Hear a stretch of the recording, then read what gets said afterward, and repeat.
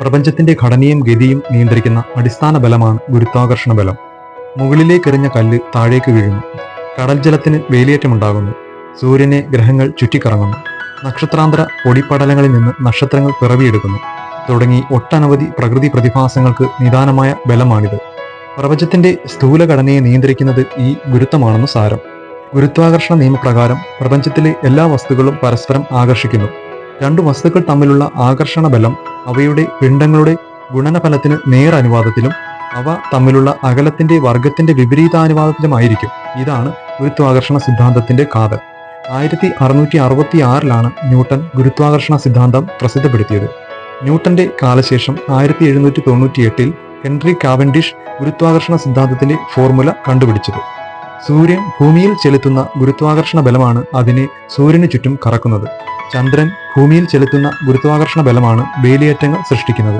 അതോടൊപ്പം ഇത് ഭൂമിയിൽ ഒരു ബ്രേക്ക് പോലെ പ്രവർത്തിക്കുകയും ചെയ്യുന്നു. തൽഫലമായി ഭൂമിയുടെ ഭ്രമണവേഗം കുറഞ്ഞുകൊണ്ടിരിക്കുന്നു. അതിന്റെ ഫലമായി ഭൂമിയിലെ ഒരു ദിവസത്തിന്റെ ദൈർഘ്യം കൂടിക്കൊണ്ടിരിക്കുന്നു. പക്ഷേ ഇത് വളരെ കുറഞ്ഞ തോതിലാണെന്ന് മാത്രം.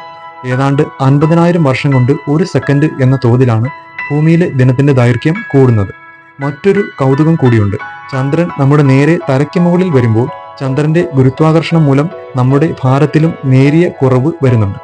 ഭൗതിക ശാസ്ത്രത്തിലെ എക്കാലത്തെയും ഏറ്റവും പ്രധാനപ്പെട്ട കണ്ടുപിടുത്തങ്ങളിലൊന്നാണ് ഗുരുത്വാകർഷണ സിദ്ധാന്തം.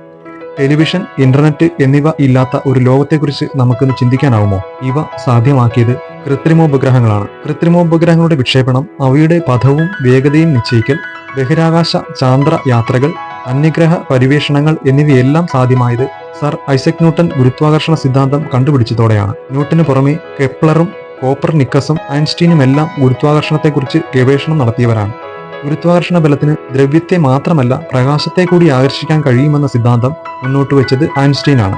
ഗുരുത്വാകർഷണ ബലത്തിനെക്കുറിച്ച് ഇനിയും അനേകം വിവരങ്ങൾ കണ്ടുപിടിക്കേണ്ടതായിട്ടുണ്ട്. അതിനായി ഗവേഷകർ ഗവേഷണം തുടർന്നുകൊണ്ടേയിരിക്കുന്നു. വീഡിയോ ഇഷ്ടമായെങ്കിൽ സബ്സ്ക്രൈബ് ചെയ്ത് സപ്പോർട്ട് ചെയ്യുക. പുതിയ വിശേഷങ്ങളുമായി ഇനി നാളെ. നന്ദി, നമസ്കാരം.